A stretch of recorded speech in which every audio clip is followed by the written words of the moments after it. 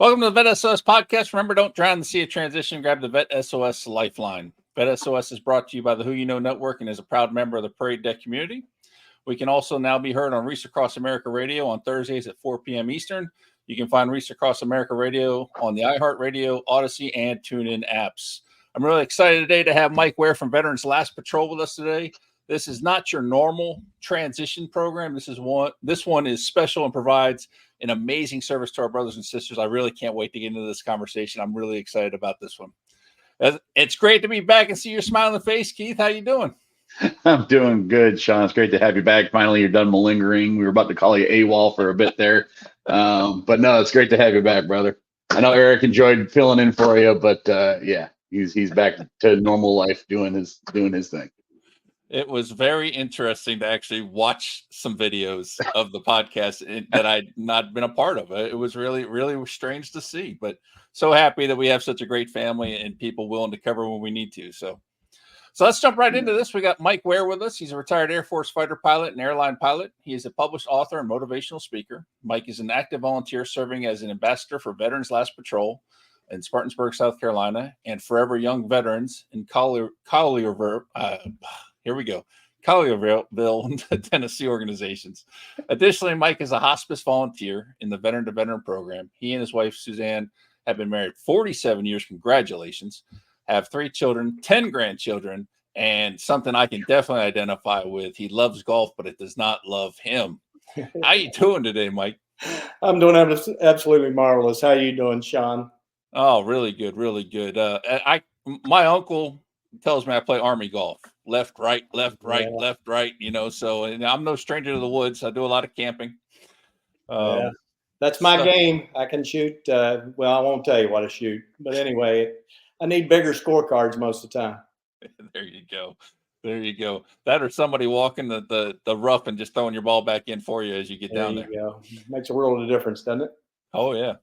All right. So before we jump into the organization, let's talk a little bit about your transition. So, I mean, it's been how many years since you transitioned out of I transitioned from the military in 95. 95. Yeah. Okay. Yeah, I was running a fighter lead-in squadron at the time, and it just about, I don't know, it came to us that it was time for us to transition out of there. So, I requested to be relieved of command, which they didn't do. So for the first 3 months that I had my retirement papers in, I was still having to run a squadron. So I couldn't transition, but actually it's networking through the veterans that I'd worked with before. And a couple of guys from the 70s called me up and said, "Hey, aren't you getting ready to retire? Why don't you come to FedEx?" And so I had some misgivings about doing that, but I went up and stayed with them, and I went, this is for me. So when I went to FedEx, it actually was pretty easy because about 70% of the guys were military anyway. So when I started flying, the bigger thing I think in the transition was, going from having a mission every day that you stepped out the door, defending your country and doing and working as hard as you can to honor that and that pledge that you made into an environment where you show up on time so you can fly and get the packages where they're supposed to be so somebody can make a profit. So that was probably the hardest transition. And quite frankly, the amount of time I had off far exceeded anything I'd ever seen in the military. So I had to find other things to do. So actually went pretty easy on our time. My wife is her dad was military the whole time, so she was a brat. So it was probably harder for her than it was for me, So it went good, brother. Thanks for asking. That's awesome to hear. And you started with like the key piece thing we tell everybody, right? Networking. You had network throughout your career, and that wound up paying off in the end. So that's great to hear. And I can definitely appreciate what your wife went through. I was a Navy brat growing up, so my dad did 21 years, and then I wind up joining to do 20 years. And it's like another year now. I'm going to be wondering if I'm getting that itch to move. My kids still give me a hard time about that. Every 3 years, they go, "Why do we want to move?" I guess it's just ingrained. Oh, man. Yeah. All right, so let's jump into this. This organization is Veterans Last Patrol. Yep. I love what you are doing. So let's just start telling us about it. What is Veterans Last Patrol? Well, Veterans Last Patrol was started by Claude Schmid. He was a colonel in the Air Force, retired, but his last job was actually working as a warrior flight program manager, which welcomed the casualties from Iraq and Afghanistan back into the States. And during that time frame, he looked around and he just saw the need of these families whenever they came back. So he knew he had to do something once he retired. He looked around and he saw that, hospice folks are having a hard time getting veterans to step in to the hospice business, to start doing that veteran to veteran programs, or we honor veterans programs that the hospice has. And they were just tremendously short of veterans to do that. So he took that on. His mom was a hospice person for a while, just like my mom was worked for hospice for a while. And so when he started digging into it, he just saw that great need. So he started this nonprofit in 2019, and he's grown it to where we're in 29 states, 500 volunteers. We need about 10 times that many. And the mission is just to befriend and honor and support those veterans that are going into end of life care. And you guys know, and we've talked about it before, that whenever you're in the service, whether you're patrolling, whether you're patrolling in an airplane, on the ground, whatever, you don't want to go there by yourself. You're not sent out. You're always sent out with somebody else. And that's what he wanted to do with these guys going into hospice and into actually senior living facilities. When they take that step, that transition, he wanted them to have a buddy. He wanted them to have another veteran to walk that walk with them, just like they had in the service. And so that's the reason he started this particular program. And it's tremendous because loneliness is one of the great things that happen to you as you age and you go into this transition.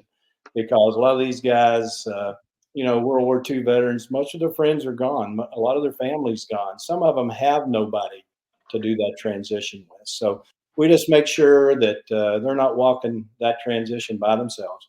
And we do honor ceremonies and stuff for them. We can talk about that a little bit later. So that's kind of how it started. It needs to grow more. We do partner with hospice groups, and I am a hospice volunteer now, thanks to this operation. So that's kind of where it started. That's kind of the mission, and we can go from there. Well, I'll tell you what, Keith. Mike and I talked before. I know about the mission. I learned about it talking to him, and I still got goosebumps right now with him retelling us. I mean, I love what this organization is doing for our community. Yeah, this is awesome stuff, and it's actually something I've never really thought about. I have actually ridden with the Patriot Riders as a motorcycle rider. So because you hear it all the time, we see the calls all the time. Hey, veteran down, no family known. Like please come to their services. Come to their memorials, and that's heartbreaking in and of itself. But just to think, even before that, on the front end, the need for these folks to have somebody by their side, towards the end there, it's heartbreaking, but it's such a beautiful service to provide these folks. And again, something like this had never even crossed my mind. So God bless y'all for like even having the thought to, hey, we need to get into these facilities for these folks and be there for them, be there with them and serve them. After they served us so faithfully for all the years. So no, this is amazing stuff. I'm loving it.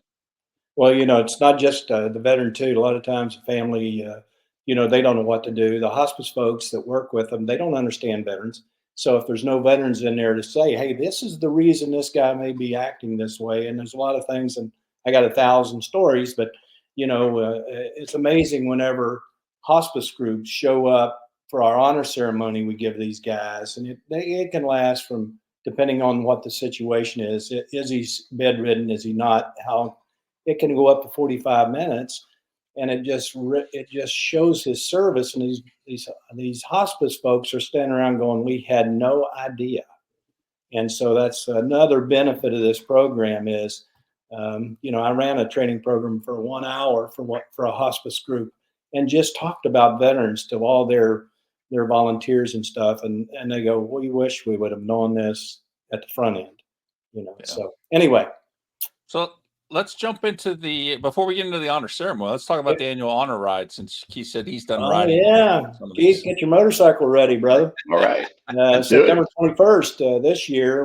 What we do is we advertise out, and we get all the motorcycle guys we can, all the classic car guys we can. They did it in 11 states last year. I'm not exactly sure how many here. And we gather in one area, and we divide up into about 10 each flight, if you will.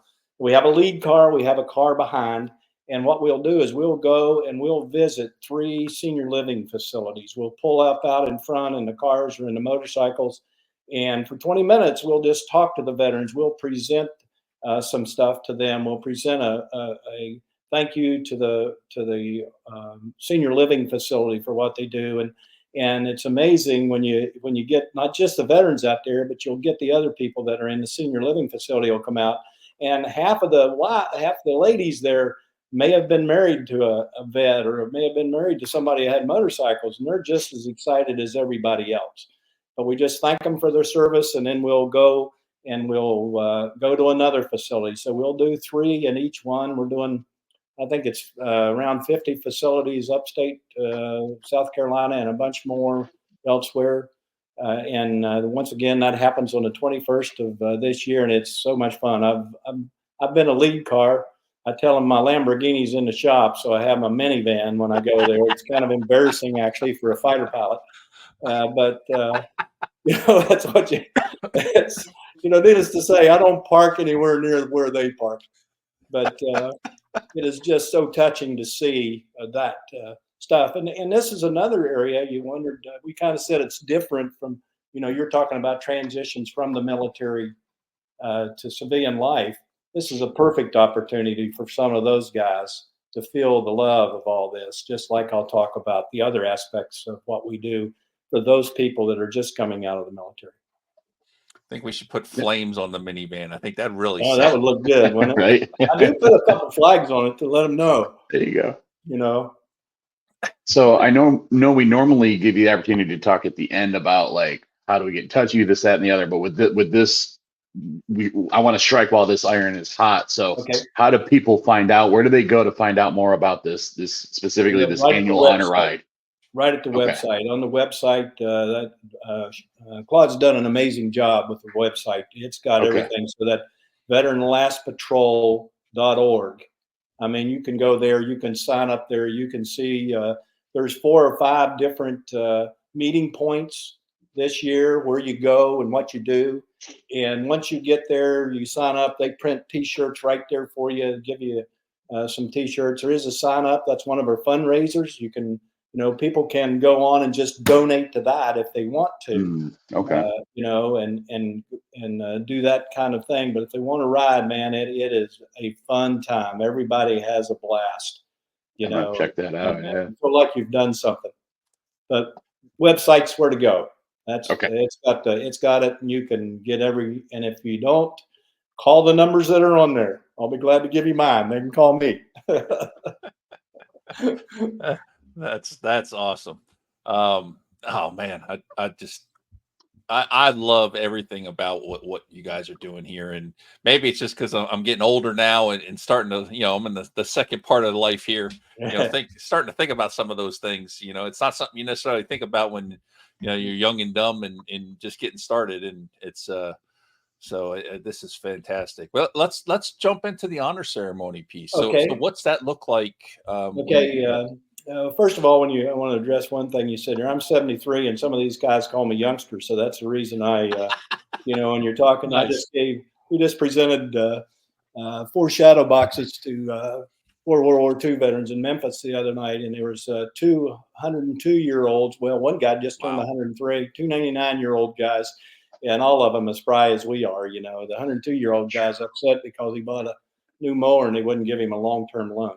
I can just see it now. Here comes that crazy young fighter pilot guy again. Well, anyway, honor ceremonies. What we do, we really do a couple kinds here. And for World War II guys, we'll make up a shadow box. I usually do the interviews for those guys, but we'll find out their career. We'll find out everywhere they go. we'll do a shadow box with all their medals and pictures of where they served and their rank, and we'll do a resume they get in there. So that would be one of the things that we present to them. But also, a lot of those guys are in facilities. So let's just take where there's one in the facility. We would go in to honor either that guy or somebody who is in hospice. We'll find out all the other veterans that are in that facility, and we'll get their names, and we're going to make up letters of appreciation from the American Legion, from the VFW, from all those service organizations. We'll get congressional letters coming in saying thank you for your service to this nation. We have a bunch of volunteers that make things like plaques and quilts and all those things. We have dog tags, one that says, MIA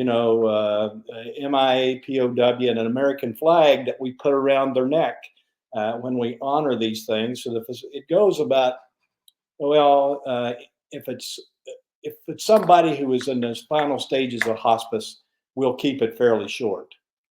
But it's very patriotic. We do the pledge, we do the national anthem, we do Lee Greenwood, and just kind of talk about the American flag and stuff that whenever they were going through school, they did.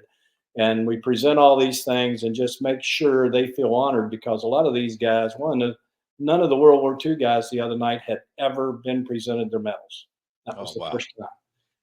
The guys that we have that come through Vietnam, a lot of them never been thanked, never been honored. And here they are being handed this stuff by other veterans. We'll usually have a team of 5 to 10 guys that just show up. We put out an email saying, honor ceremonies here, show up if you can. Whoever shows up, we get them participating to hand out these things. We give them we have letters that come in from all over the country, from grade schoolers to whatever, that are handmade, and some send in, formal stuff where we do mail call. We'll hand them a mail call during the middle of this. Nice. And actually, one of the funny things, and I hate to give this away in case they go, when we put the dog tags over their neck, the guy goes, okay, everybody that's present, raise your hand. Did everybody swear that we saw these guys accept the dog tags? Yes. Okay, you guys are re-enlisted back in the service because we're having trouble getting new guys here. And they all love that stuff. But that's kind of the run of the ceremony. And we do it, we can go into the room and do one when a guy is on his last hours, which we've done. We can do it for a whole facility. We play taps at the end. We had one where he was doing a World War II for his 100th birthday. When he passed away 3 days prior, his family called and said, can you do a remembrance instead? And we did the same ceremony as a remembrance and gave all his stuff to his great grandson. So, and that's how most volunteers end up with Veterans Last Patrol, is they will go to one of these ceremonies. They see it, they see how powerful it is, and now we get them.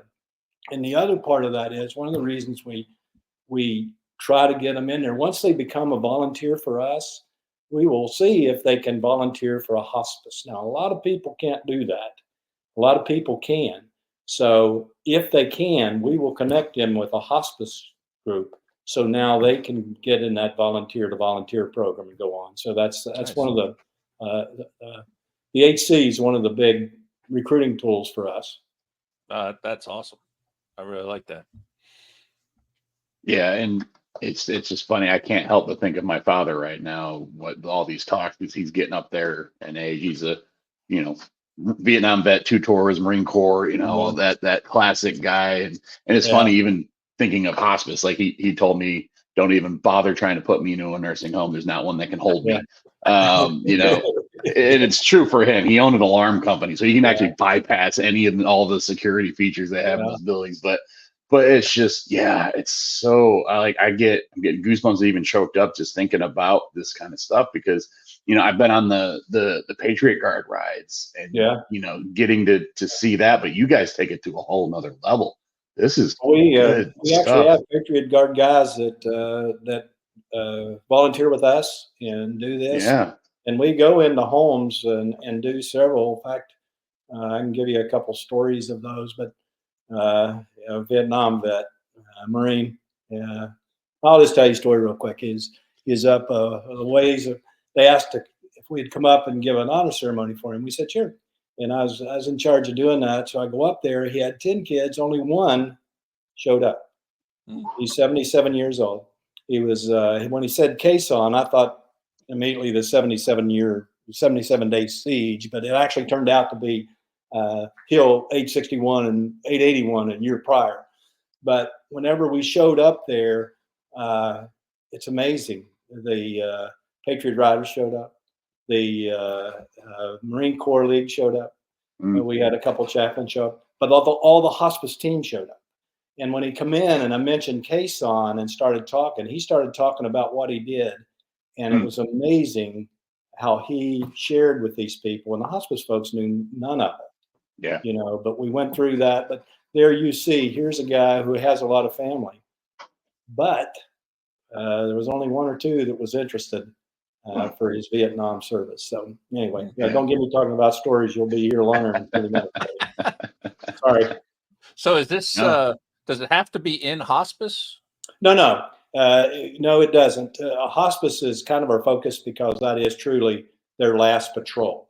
So end of life, if you start taking to that, you can define that many ways. Some people, if they get put in a facility, it's the end of their life.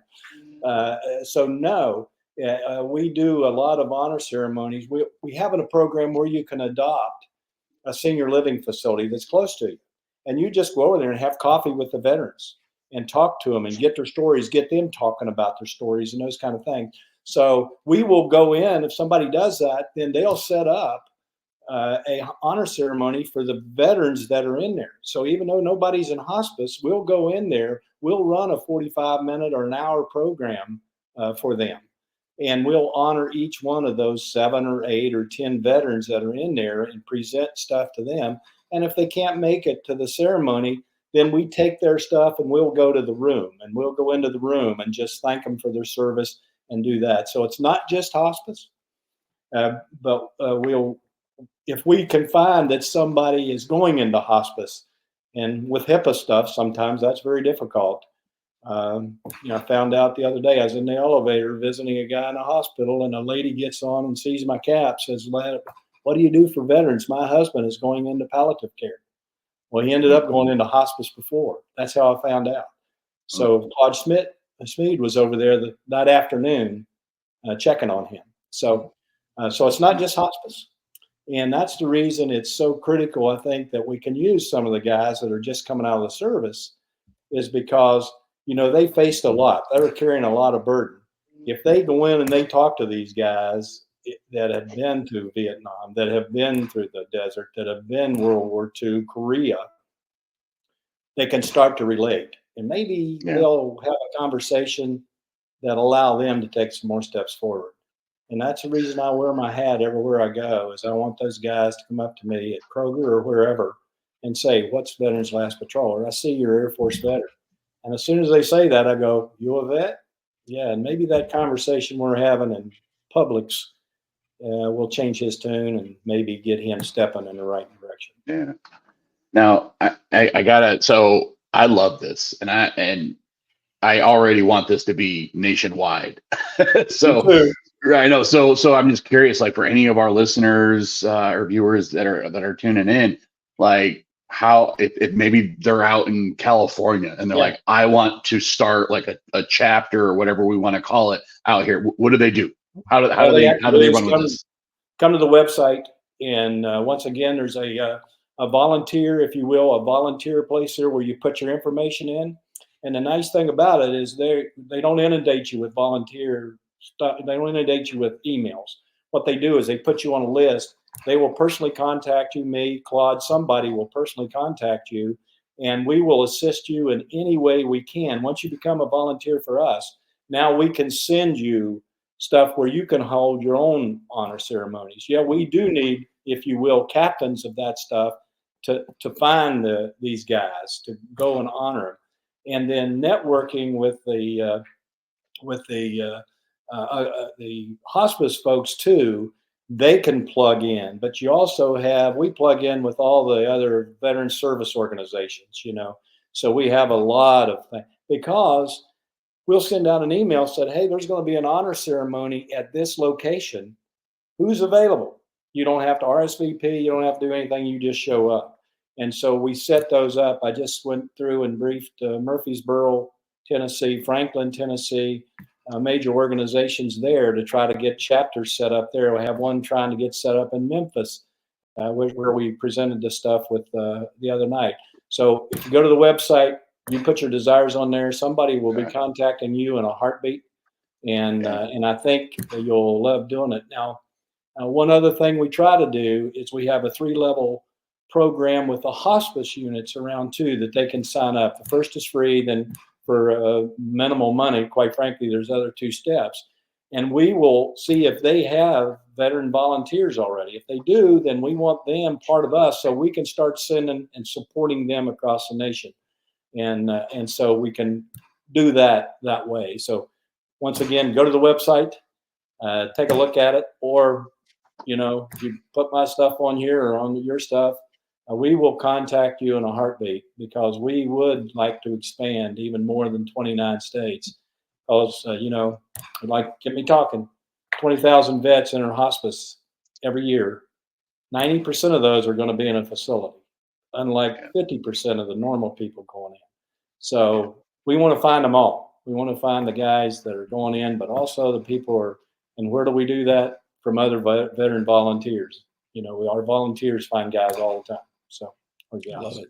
I absolutely love it. And yeah, you know, we say all the time that you're going to transition out of the military. It's inevitable. At some point, you're leaving the military, right? This is the same thing. At some point, you are going to pass. Yep. This is the ultimate transition, if you will. Yep. And I absolutely love what you're doing. And I challenge anybody listening, you know, if you have the time, the ability, or maybe you're just going to donate to this organization, but like you said, they're in 29 states. There's no reason we shouldn't be in all 50. You know, get out there and let's really continue to support our veterans on the way out. I mean, this is just amazing what they're doing. And, you know, like, kind of like you were saying, Keith, about your dad, I, you know, start thinking about my dad and realizing that, you know, he probably doesn't like any of the idea of any of this. Definitely doesn't like the nursing home idea. But it's one of those things that's just awesome. Those stories disappear whenever guys go. So in this transition, so if you can go in there and you can, it's like I've got a treasure chest of stories. I got thousands of them now, you know, and a lot of them come from those guys because they won't share with the normal people. When a vet walks in, when I was doing that, sergeant, they called, another group said, "Hey, can you just drop by? Sorry, I'm getting late here. Just drop by and see this vet." He wouldn't talk to anybody. I can raise his screaming, "Hell no, I won't see anybody." Well, they convinced him to see me. I walk in, salute him, thank him for his service. I couldn't shut him up for 20 minutes. I mean, it was a wonderful, wonderful thing. And so I highly recommend anybody transitioning out. Join us. We are getting down to the end, but I want to give you a quick minute, if you could, to tell us about Forever Young Veterans. What is that about? And Forever Young Veterans, really the reason I'm where I am now. Forever Young, you just back it up a little bit. Diane Height and those folks over in Collierville has been doing it for about, I don't know, 17, 18 years now. And I was with them for probably 15 of that, escorting veterans all over the world back to where they fought on trips of honor, which are long. It's not honor flight. It's honor flight on steroids. So we had taken 9 days to Europe, 5 days to Washington, down to, and it was to provide healing and hope for senior veterans, combat veterans, because her dad was a World War II veteran that came back as an alcoholic, and she didn't understand. Once she saw this PTSD stuff, then she realized she had to do something about it. And the gala we did the other night was her gala. And so they're going to Washington, D.C. actually this month with a group of Vietnam veterans and taking them to the wall and spending 4 days and letting them bond and letting them hear the stories. So it's Forever Young Veterans. And I think I sent you a book. We wrote a book. You know, I could pick it out and put it here and do you don't see that book, okay? But it's a good one. We may have to have you come back on just to do another show and talk about that. I'd love it. Sounds like another amazing organization. I love it anytime, brother. Oh man, Keith, it's that time, man. I know. I'm heartbroken. I got I got so many more things I want to ask, but I am going to ask one more question. So Yeah. I'm in Virginia Beach. So Yeah. do you already have anything established out here, and I just need to go find it? Yeah, there are some people up in that area of Virginia because Okay. it is right for picking up there. I will also say to anybody else, there's another thing that's called Holiday Salute and stuff where people can just write in, send in Christmas cards and stuff like that. Say thank you.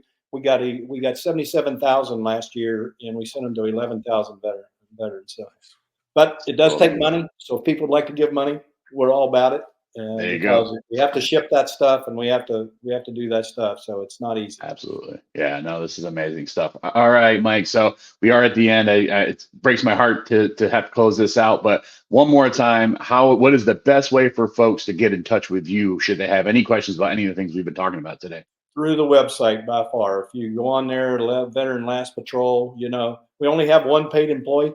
So everybody else is volunteer, but I'm telling you, we jump on any volunteer that wants to go, or even if they want to donate any of that kind of stuff, you'll hear from us because we really believe in the mission of, befriending guys in hospice and end of life care and bringing young vets into this because we have a lot that volunteer. Yeah. Yeah, no, this is amazing stuff. And it warmed my heart. I love this episode. So thank you so much for spending your time with us, Mike. It was an absolute honor having you on here. And on behalf of the entire VET S.O.S family, we'd like to thank everyone for joining us today. Make sure to follow and subscribe to us on YouTube and your favorite podcast platforms. And remember, don't drown in the sea of transition. Grab the VET S.O.S Lifeline.